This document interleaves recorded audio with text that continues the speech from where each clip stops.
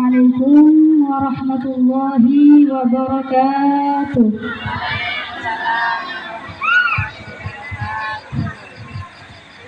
Alhamdulillahirabbil alamin wa bihi nasta'in wa ala umuri dunya waddin.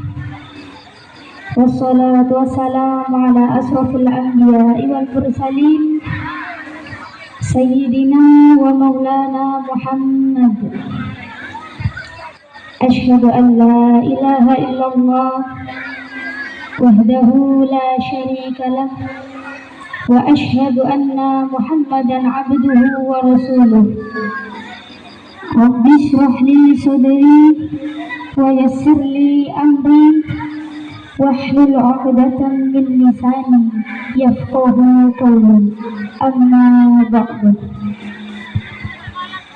Sahibul fadilah was sa'adah wal karamah, pengasuh pondok pesantren dan TPQ Miftahul Ulum, Kiai Hasbullah sekeluarga yang kami takzimi dan yang kami muliakan. Tak lupa kepada para Dewan Asatid dan Asatidah, pengurus Miftahul Ulum yang kami hormati, dan teman-teman santri yang kami cintai. Hadirin wal hadirat, para tamu undangan yang dimuliakan Allah. Terucap ribuan hamdalah pada Allah Zat Pemurah, penganugerah ribu nikmat, pemberi hiasan dunia yang indah, pencipta surga megah yang bahkan diharapkan oleh manusia pembuat salah. Kedua kalinya salam rahmat dan hormat semoga selalu terpanjat pada baginda Muhammad sallallahu alaihi wasallam, pemilik mahkota taat, pemimpin umat, penunjuk jalan penyelamat menuju surga tempat nikmat. Hadirin yang berbahagia, sebelum saya menyampaikan sebuah pelajaran ini, marilah sama-sama kita bersolawat, berdoa, mudah-mudahan di bulan Sya'ban ini Allah memberikan kenikmatan, kesehatan, dan kebahagiaan kepada kita semua. Amin Allahumma amin. Minta tolong Mas Operator. Shallallahu Nabi Muhammad sallallahu alaihi wasallam.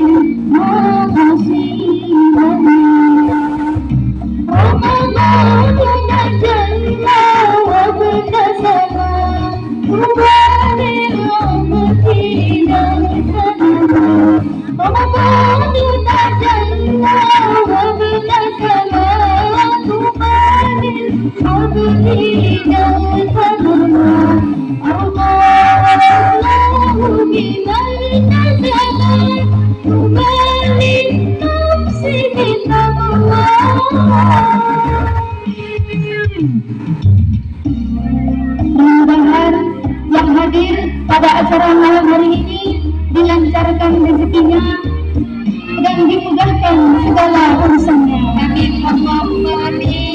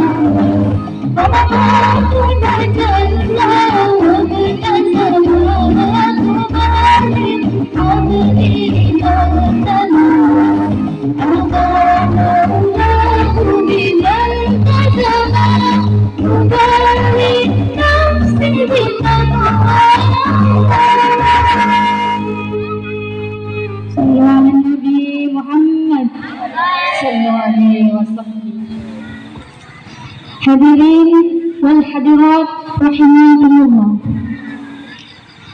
Hadirnya kita pada malam hari ini adalah bentuk rasa cinta kita kepada Rasulullah Sallallahu Alaihi Wasallam.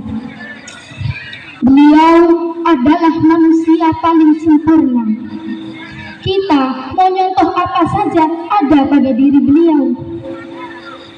Rasulullah itu kepribadiannya komplit.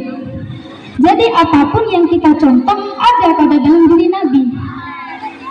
Jadi pantas jika beliau dijadikan uswah, dijadikan panutan bagi umatnya. Rasulullah, maka kita sebagai umatnya telah diberikan contoh, yaitu kebahagiaannya baginda Rasulullah Sallallahu Alaihi Wasallam. Patutlah tak lain Allah menurunkan beliau. Kenapa, Bu? Karena kita ini adalah manusia. Manusia disuruh nyontoh manusia, cocok, benar? Manusia disuruh nyontoh manusia, akur, benar? Tapi kalau manusia disuruh nyontoh malaikat, gak bakal bisa. Makanya Allah turunkan baginda Rasul manusia. Kita manusia, tapi beda. Bashar la kal bashari. Rasulullah itu manusia, tapi bukan sembarangan manusia.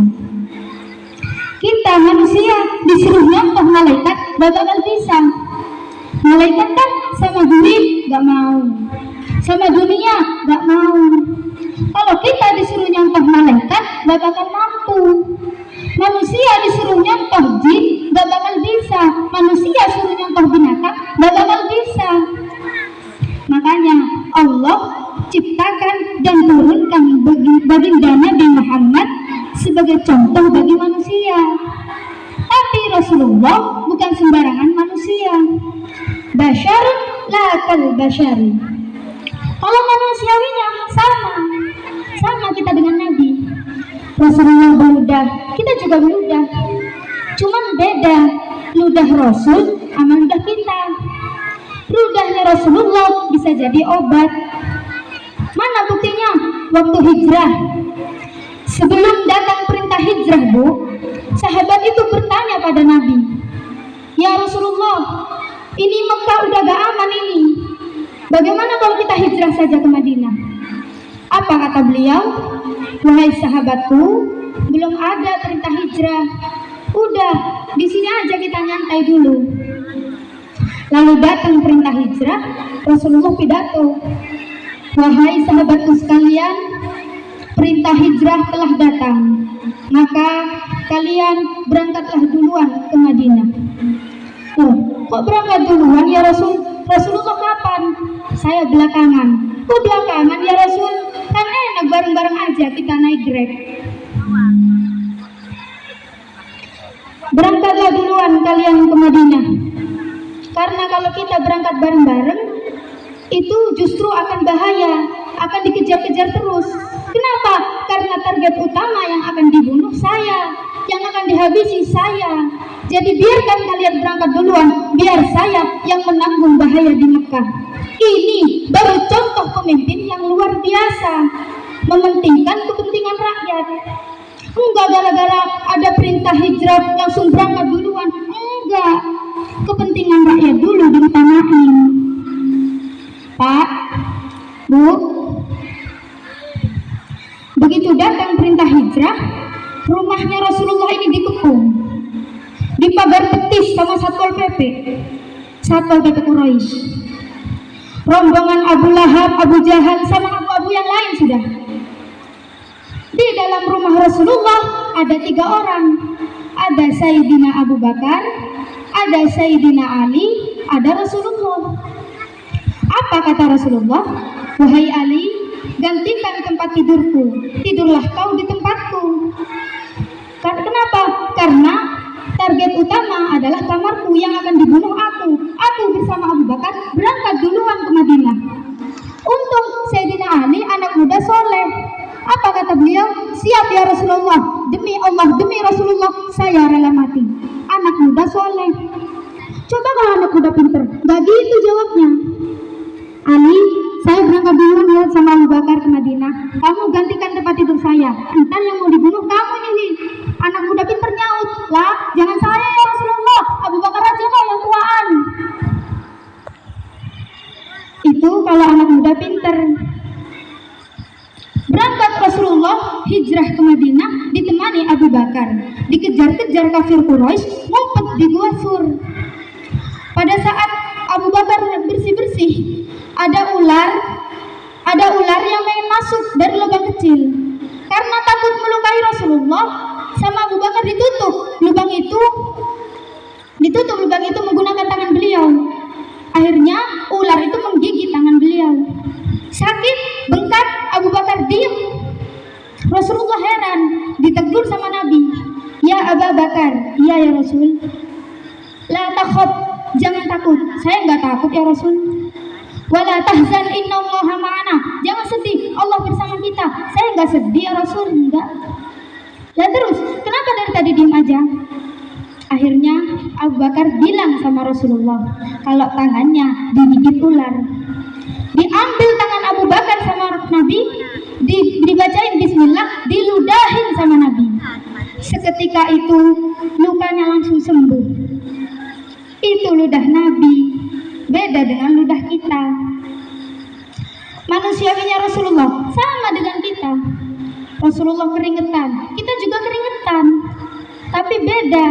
Kalau keringetnya Nabi, baunya kasturi, baunya misik.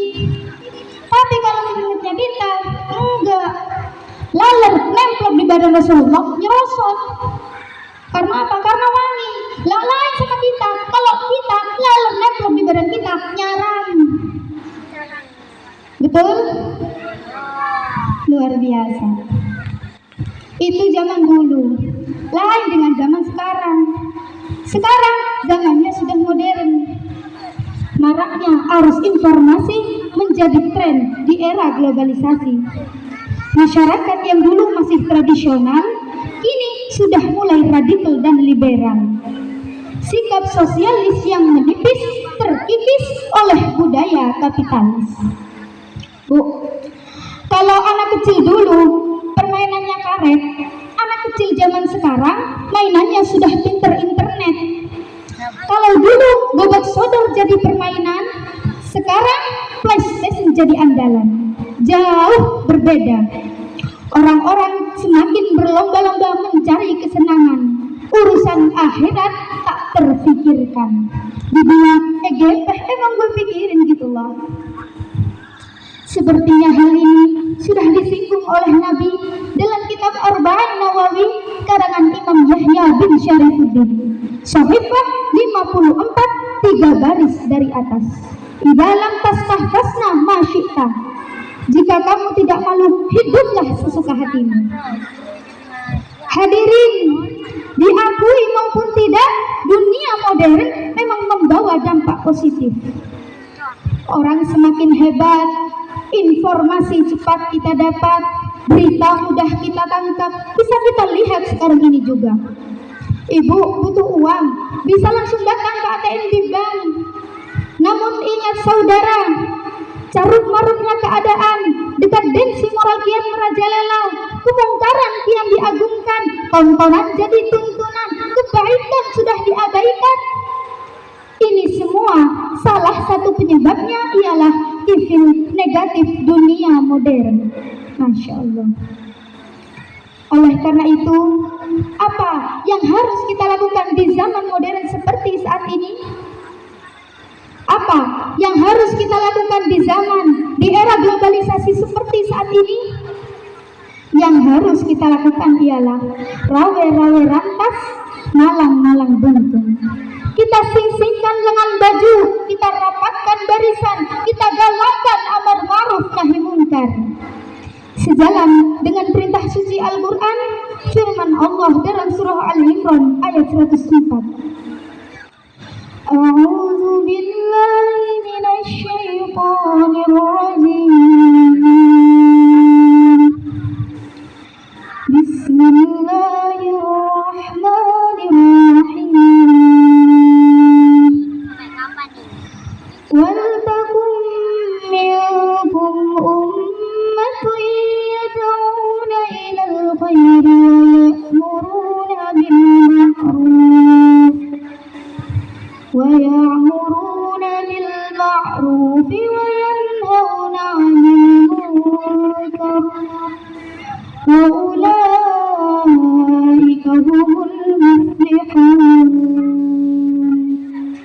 Sadaqallahul adzim. Dan hendaklah di antara saudara-saudaramu segolongan umat-umat yang menyeru kepada kebaikan, menyuruh kepada yang ma'ruf dan mencegah kepada yang munkar. Hadirin, oleh karenanya dari keterangan ayat di atas, pemuda zaman sekarang dituntut tidak hanya pintar ngaji. Pemuda zaman sekarang dituntut tidak hanya pintar baca Al-Barzanji, tapi pemuda zaman sekarang harus bisa tampil sebagaimana tokoh Khulafaur Rasyidin. Pemuda zaman sekarang harus bisa tampil sebagaimana tokoh Umar bin Khattab. Bu, ini imam tapi jenderal, jenderal tapi imam.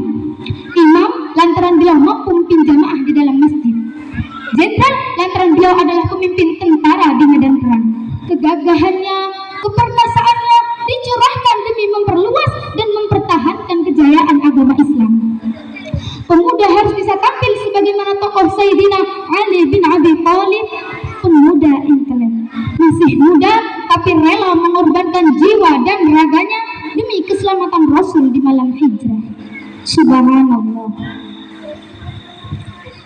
Oleh karena itu, marilah kita sama-sama meningkatkan rasa syukur kita kepada Allah Subhanahu wa Ta'ala atas limpahan nikmat, baik itu berupa nikmat sehat, nikmat ilmu, nikmat iman, Islam, dan lain sebagainya, sehingga kita bisa melaksanakan kewajiban dan selamat dari berbagai keharaman. Alhamdulillah. Maka dari itu, bentuk dan upaya meningkatkan keimanan dan keislaman ialah memperbaiki akhlak dalam kehidupan sehari-hari. Imam Al-Ghazali berkata, Al-khulqu ibaratun an hayatin fi nafsi rasihatun anha tasburul af'alu bisuhulatin wa yasrin min ghairi hajatin ila fikri wa ru'yatin. Akhlak merupakan sifat yang tertanam dalam jiwa, yang mampu melahirkan perbuatan-perbuatan yang mudah dan gampang tanpa memerlukan pemikiran dan pertimbangan. Ibu-ibu, apakah kalian tahu tugas Rasulullah di muka bumi ini untuk apa? Yaitu untuk menyempurnakan akhlak.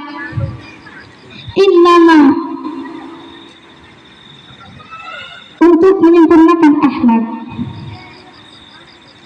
Innama bu'istu liutammima makarimal akhlak. Sesungguhnya aku diciptakan atau diutus ke dunia ini untuk menyempurnakan akhlak. Setara dengan firman Allah dalam surat At-Taha ayat 41. Bismillahirrahmanirrahim. Wastana'tuka li nafsi. Dan aku telah memilihmu menjadi rasul untukku. Maka pantas jika Rasulullah dijuluki sebagai kekasih Allah. Kenapa? Karena beliau adalah rasul yang paling baik dari 313 rasul. Makanya Allah kalau manggil Nabi Musa itu manggilnya pakai nama. Ya Musa. Manggil Nabi Ibrahim, ya Ibrahim. Manggil Nabi Sulaiman, ya Sulaiman. Tapi beda saat Allah memanggil Nabi kita. Ya ayuhan Nabi, ya ayuhan Rasul. Kenapa? Karena beliau adalah suri tauladan yang baik. Mana buktinya? Pada suatu cerita di perang Uhud, Rasulullah itu terluka. Rasulullah terluka, bibirnya sobek, gigi gerahamnya patah, jidat dan keningnya mengeluarkan darah. Rasulullah tidak henti menadahi darahnya agar tidak menyentuh tanah. Beliau mengusapkan ke dalam dada. Akhirnya para sahabat bertanya, mengapa engkau melakukan demikian, wahai Rasulullah? Dengan lembut Rasulullah menjawab, sesungguhnya aku mendengar apa yang kalian dengar, apa yang kalian tidak dengar. Sebab apa? Malaikat itu berkata, wahai Rasulullah, jika setetes darahmu sampai jatuh ke tanah, maka Allah akan menurunkan azab bagi mereka. Dan aku akan mengangkat Jabal Uhud ini, lalu akan kujatuhkan pada kaum itu. Lalu sahabat bertanya lagi, wahai Rasulullah, kenapa engkau tidak membiarkan saja supaya mereka celaka? Apa kata beliau? Wahai sahabatku, sesungguhnya aku diutus ke muka bumi ini bukan untuk melaknat, tapi untuk menyempurnakan akhlak, untuk menyebarkan rahmat di semesta alam. Maka pantas beliau dijuluki sebagai uswatun hasanah, suri tauladan yang baik. Sebab apa? Meskipun beliau terluka, beliau masih menunjukkan kasih sayangnya kepada kita semua. Terakhir dari saya, sebelum saya menutup acara ini, marilah kita sama-sama bersalawat untuk baginda Nabi Muhammad SAW.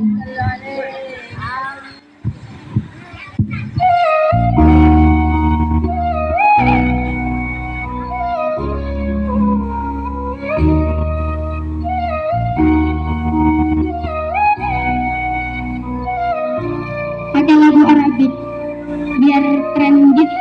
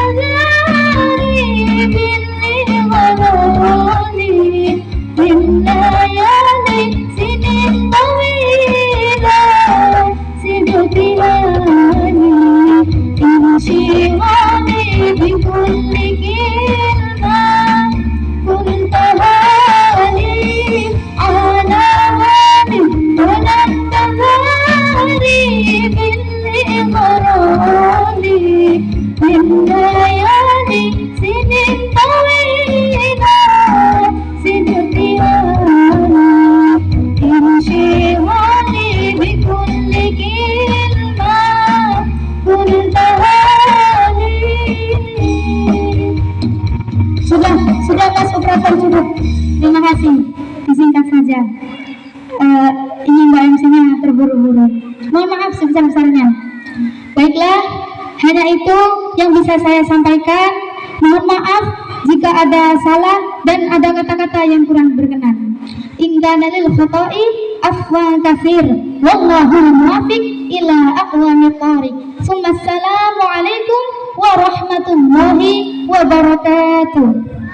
Waalaikumsalam warahmatullahi wabarakatuh. Memasuki